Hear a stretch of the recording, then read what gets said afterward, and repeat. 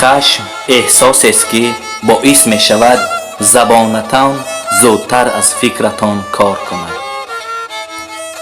در مملکتی که ارزش زن به زیبایی و ارزش مرد به دارایی است، دنبال اندیشه و انسانیت نگرد.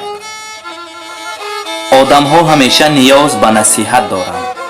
گاهی تنها چیزی که واقعاً به آن محتاجند دستی است که بگیرد، گوشی است که بشنود و قلبی است که آنها را درک کند.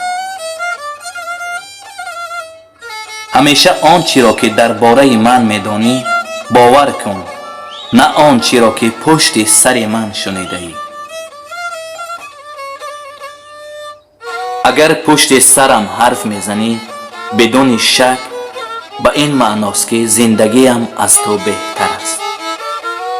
دو چیز در زندگی به موفقیت کمک میکنند: شیوه برخورده‌تان وقتی همه چیز دارید، شیوه رفتارتان وقتی هیچ چیز ندارید. تنها کسی که میتواند به قلب انسان آرامش دهد کسی است که آن را ساخته است. مهم نیست که چقدر کوشش میکنید، بدون کمک و یاری خداوند در هیچ کار موفق نخواهید بود. پس خود را به کمک خواستن از الله یاری رسانید. اگر پایهایت نتوانند تو را به ادای نماز و راه علم ببرند، پس انتظار نداشته باش که تو را به بهشت ببرند. انسان زمان تنهاست که فراموش میکند خدا با اوست.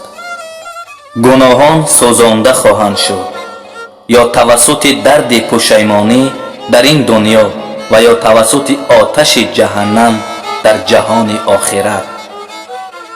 این دنیا هرگز خانه ما نبوده است. خانه واقعی ما جنت است. جای تعجب نیست که ما همیشه خود را آشفته و ناخرسند احساس میکنیم. فقط طعام نیست که باید حلال باشد.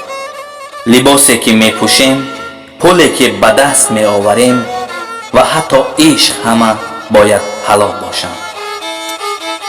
خداوند برای شنیدن وقت دارد. آیا شما برای عبادت و طلب علم وقت دارید؟ سن و سال جسم انسان را پیر و ناتوان میکند، اما نافرمانی خدا روح را. تعجب نکنید که چرا خداوند آرزوهایمان را زودتر برآورده نمی کند. به جای آن خدا را شکر کنید که به خاطر خطاهایمان زود ما را مجازات نمی کند. خداوندا تو مهربان ترینی. بهترین دوست کسی است که یادآوری عبادت و علم باشد. شکست بخش از زندگی است. اگر شکست نخورید نمی آموزید. اگر نه آموزید هرگز تغییر نخواهید یافت.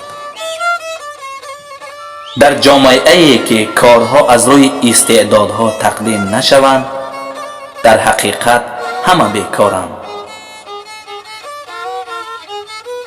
جنایت و آشوب زاده فقر و تنگ دستی است.